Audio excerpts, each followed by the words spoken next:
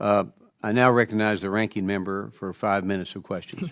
Thank you, Chairman. Mr. Boren, I'm proud to co-lead H.R. 1642, the Connecting Small Businesses with Career and Technical Education Graduates Act, with my colleagues, Chairman Williams, Congressman Olszewski, and Congressman Bresnahan. Our bill aims to help small business owners fill gaps in their workforce by connecting them with graduates of vocational programs through SBA's Small Business Development Center program. I think one of the largest missed opportunities in our economy is between connecting CTE graduates and the small businesses that desperately needs their skills. Right now, small businesses are often the last to know that a pipeline of trained, job-ready workers exists in their own backyard.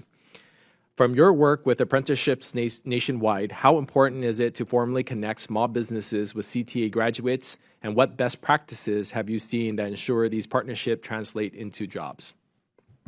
That's a great question. And you know, it really begins with CTE. CTE builds those foundational skills at the high school and community college level.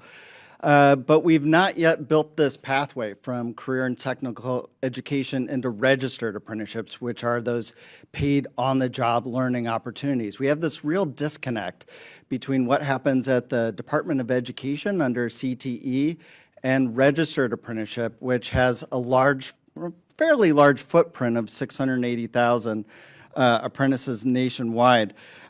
We can also look at pre-apprenticeship as a real bridge in between CTE and apprenticeships. And, you know, a really great example of that is what's happening in Iowa.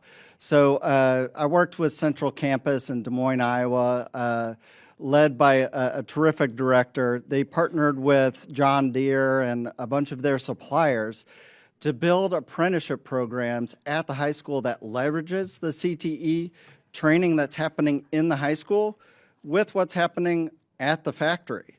So this is really the idea of, like, how do we connect, you know, CTE leaders at the high school level with businesses that actually have those jobs in demand. You know, on that, in your written testimony, you wrote about a secret sauce that helps small businesses apprenticeship programs succeed. Can you further discuss those factors? Yeah, I think the secret sauce is really coming out of North Carolina, and it's not just their barbecue.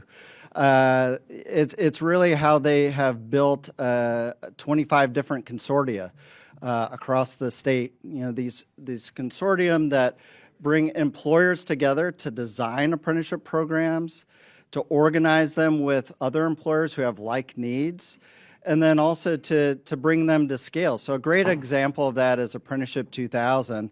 It's a 30-year youth apprenticeship program just outside of Charlotte. It began with about 8 or 9 companies, both German, Swiss, Austrian, and American. And you know, a really amazing aspect of that is that they had this need in 1994 for something called mechatronics.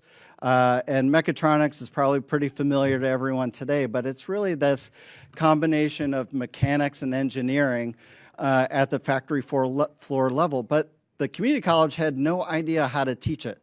So they came together as a consortium to build the apprenticeship program together as, you know, kind of not necessarily competitors, but people working in the same industry. And they've been able to sustain that program for over 30 years. One of the young men I met there was at Ameritech Dye and Mold named Sean. He was 21 years old, just finished his apprenticeship program. He was buying a second house, getting married. We asked him what his friends were doing. Most of them were on their couch, you know, vaping and playing video games. Meanwhile, he's living the American dream.